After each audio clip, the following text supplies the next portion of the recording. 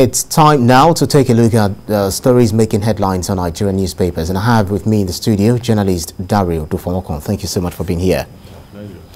Also, lecturer from the University of Lagos, Ekere. Good to see you again. Thank you. It's good to be here. Now, let's take a peek into what the papers are reporting this morning. News Direct is first. Ukraine-Russia war. Federal government has spent $8.5 million to airlift over 5,000 Nigerians as first batch of evacuees from Ukraine arrived Nigeria today. This Nigeria is next. Russia-Ukraine war, 2,090 Nigerians ready to return. Racial discrimination of Nigerians, other continue in Ukraine border. Leadership newspaper has it as Russia-Ukraine war, 200 Nigerians apply to join Ukrainian army as federal government evacuates 2,090 today. Airpeace Maxer to airlift 650 from Hungary, 350 from Poland, 940 Romania, 150 from Slovakia. Federal government earmarks $8.5 billion for 5,000 evacuees. Now, 3 weeks, blueprint is next. 3 weeks after NNPC's assurance, fuel queues persists nationwide. Scarcity worsens, citizens suffering product now 250 naira to 500 naira per litre. Abuja, Lagos, worst hit, veteran journalists seek way out.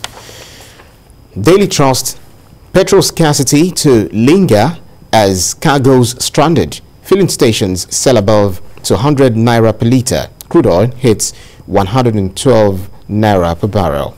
That's another issue for concern. The Nation newspaper is next. Government kicks off process for Kyari's extradition to the United States. Malami asks court to okay requests. COP challenges 14 days detention order. National economy. Nigerian businesses to save 12 trillion naira annually from decentralized electricity supply. Experts urge federal government National Assembly to expedite action in breaking monopoly of NSI. I hope I'm correct with that. Right, business day. Seplat ExxonMobil deal puts new oil law to test.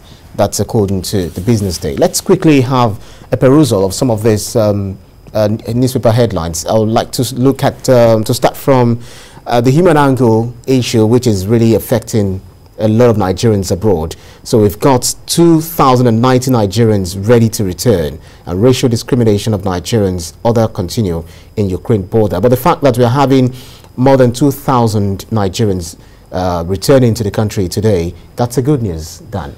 Well, you may say so. Go to the extent that at least they will have a chance of survival. Well, it's good that we are making moves. So whether late or not, the bottom line is that something has to be done, and it's still better to be, behind schedule than not doing it at all. So for the safety of these our members, I think the right thing is being done now.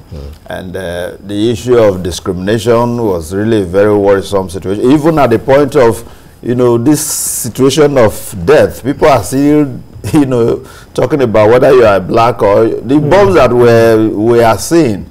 I doubt if they have recognition of color.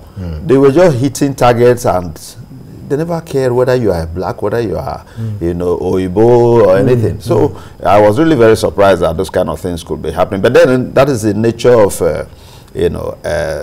humans. We have the tendency to want to show. No, I don't want to believe that's the nature of humans, because here on the African soil, precisely Nigeria where we reside, we know that we give more preferences to the white man, the white-skinned people, more than we give to our brothers.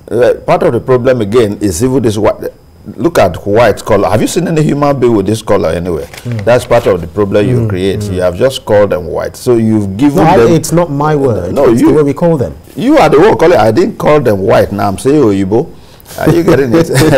So this is part of the problem we have. We already have that mentality of thinking that they are exceptional humans.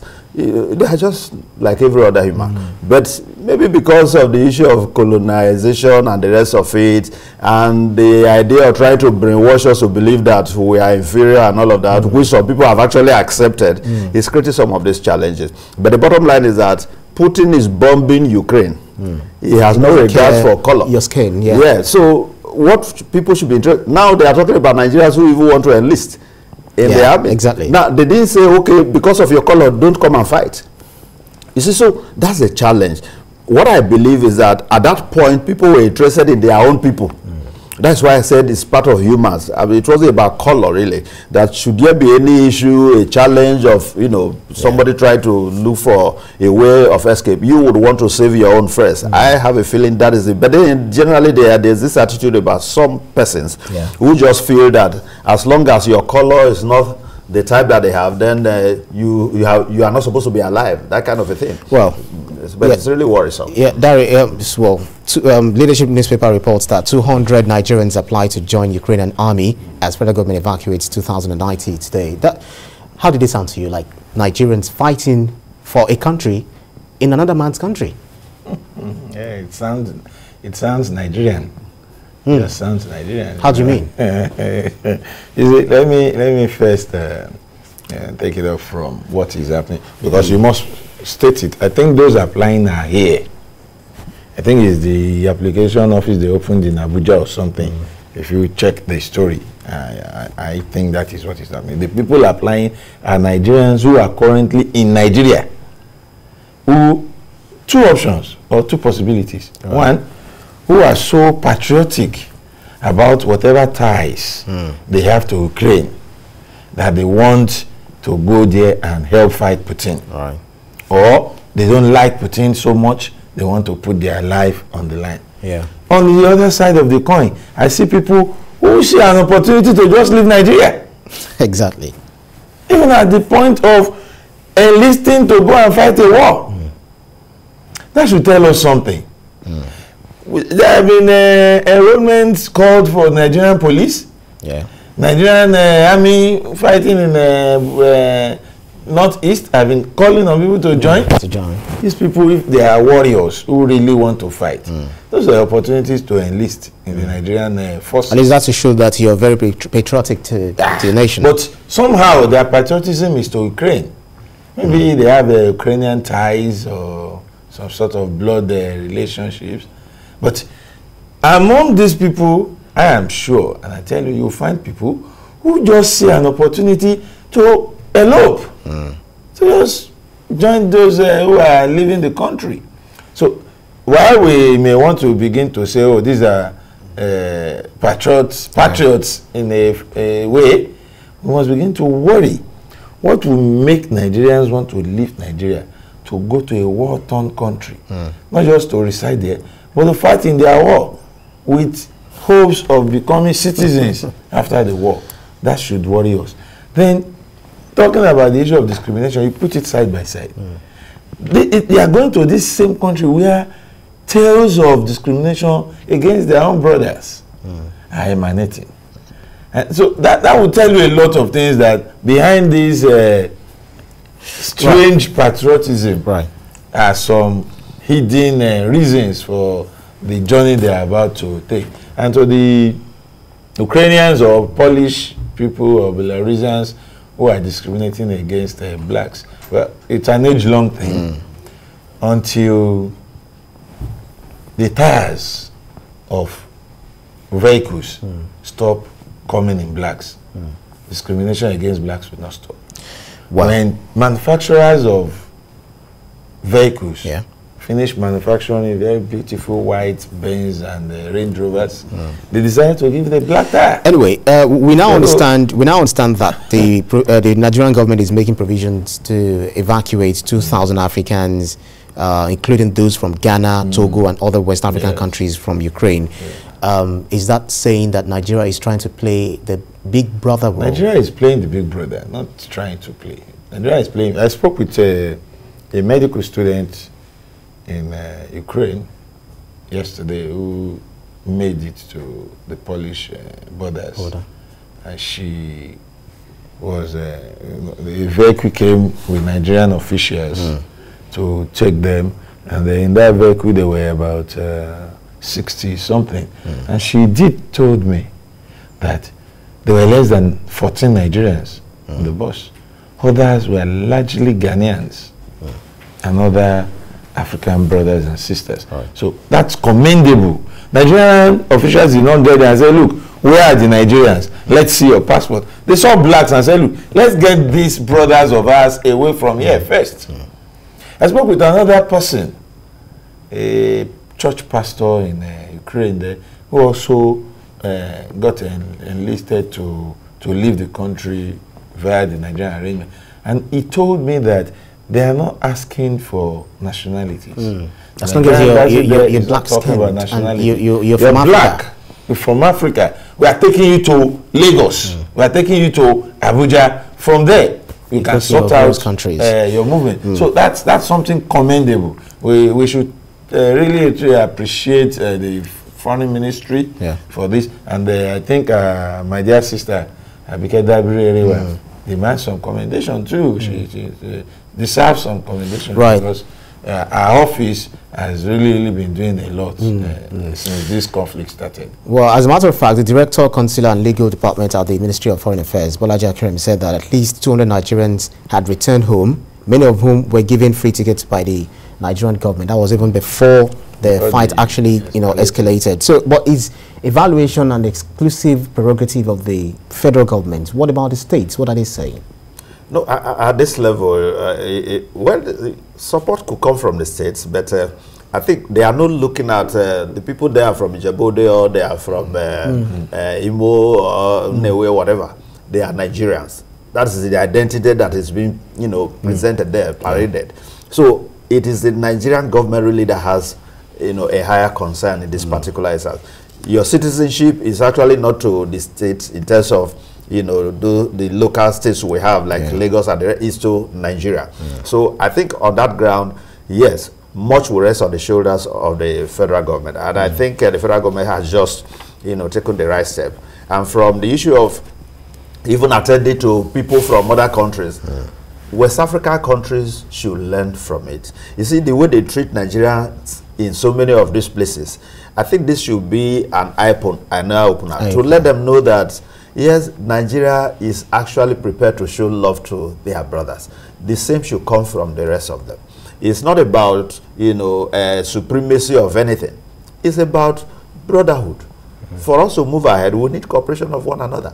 And that is exactly what is being done. Life itself is so precious that it has nothing like, oh, because it's in Nigeria, the life will be more precious or less precious. So I think our African brothers should learn from this. Then the states, nothing stops them. But so far, I don't think federal government has any issue with, any difficulty with lifting these people. So I really don't feel there's any trouble, for the government. Well, let's move to other stories. Petrol scarcity, that's from Daily Trust. Petrol scarcity to linger as cargoes stranded. Filling stations sell above 200 naira per litre. Crude oil hits $112 per barrel. How did you get here? How we got here is already clear now. The road is very, very clear, wide open. You could see that, one, there is a war. And as a result, those who were supposed to equally supply these products to the international market, some of them are not. No, I mean, how did you get here to the station? No, there are vehicles. There are vehicles. So you were able to buy petrol? There is. You only go through the challenge the official price? No, where will you get the official price? Where?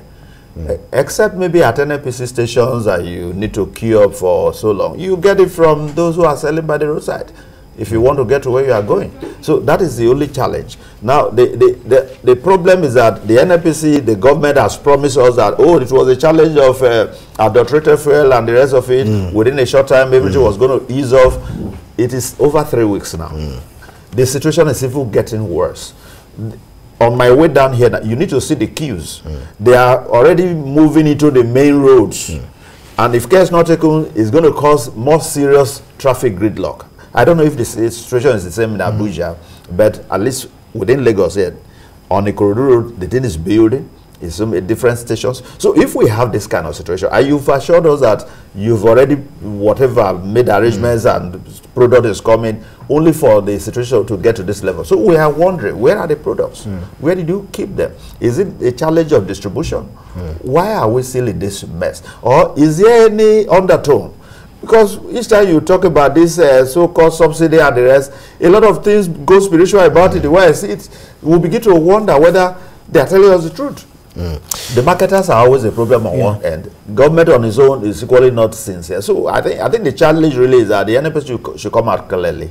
Tell us what the problem is. If it is a matter of the challenge at the international markets, maybe because of the crisis, refining has become difficult, let us know. But we equally have access, we have information about the rest. All right, Dari, well, the new paying has actually, you know, it actually gave 24-hour ultimatum to Ipman to revert to the official pump price. But Ipman said it is not within your purview to tell us, you know, how much to sell this product. Why don't you talk to the oil, you know, those who bring the oil in the first place? Well, that's, I would say they are both bandying words, and how and where that leaves Nigerians is what we can all ponder on. You see, the current situation is such that we need to be told a lot of things quickly. I don't believe that this is just about government. Most of the filling stations have fuel, most. But they no longer sell normally. They have created artificial arrangements that forces people to, you know, congregate. I had to go searching for fuel on Sunday morning. I was going home Saturday night pretty late, and I saw a place people were just dispersing. What happened? They stopped selling. They said, but they said they'll start selling very early tomorrow morning. And I left home 6:30 in the morning, got to the place well before 7, joined the queue. It wasn't really too long then, maybe about 20 to 25 cars. Now, do you realize that I was there till 1 p.m.? The queue grew longer, the crowd added, and the kegs became so many.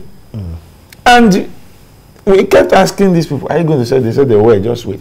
And they waited until there was a huge crowd. They waited until there was serious confusion. Then they started selling. Then when they started selling, you go in, you buy what we have on the pump, normal price. But I tell you, after buying and checking my gauge, I can tell you that pump has been tampered with. You were shortchanged. Obviously, I know how the gauge works. Aside that, for every car you buy, irrespective of the quantity, you pay 1,000 naira. For every car? Irrespective of the quantity and the amount, 1,000. For every keg you buy, irrespective of the size, you pay 500 naira. Amazing. So, and once you question them, they won't sell for you. And they will threaten to stop selling, and every other person there will descend on you. Who is going to? So, you will agree with me that it's beyond a government issue. There was a breach in supply and distribution. Perhaps, let's believe the adulterated fuel story. Then, some people among these marketers and fuel station owners are taking advantage of the situation. They are unwilling to allow the Nigerians to return to normalcy over this matter.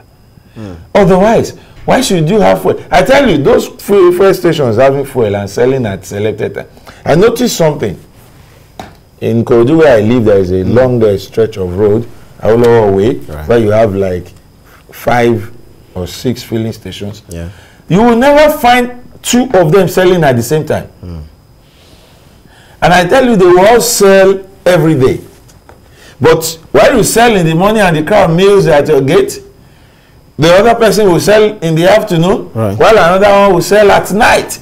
So we are creating, these people are creating artificial scarcity. Well, the government, through its agencies, should move to force petrol station owners to dispense fuel. Let's do that for the next 1 week and see if the scarcity will not clear. Well, we'll see how. Well, sorry, let me quickly add it. I heard an NNPC official, a government agent, somewhere saying many of the filling stations have fuel that they have refused to lift. To lift, okay. Well, so those are the issues. We see that so many conspiracy here and there, and really don't get to know exactly what the problem is. Well, this is going to be an ongoing conversation because the fuel issue is actually lingering. We need to actually call it, call it a wrap on this particular segment. Thank you so much, journalist Dari Odufowokan. Thank you so much. Really appreciate it. And a lecturer at University of Lagos, Dan Ekere. Thank you. It's always a pleasure. Thank you. You will get home safely. Oh, certainly. Come on.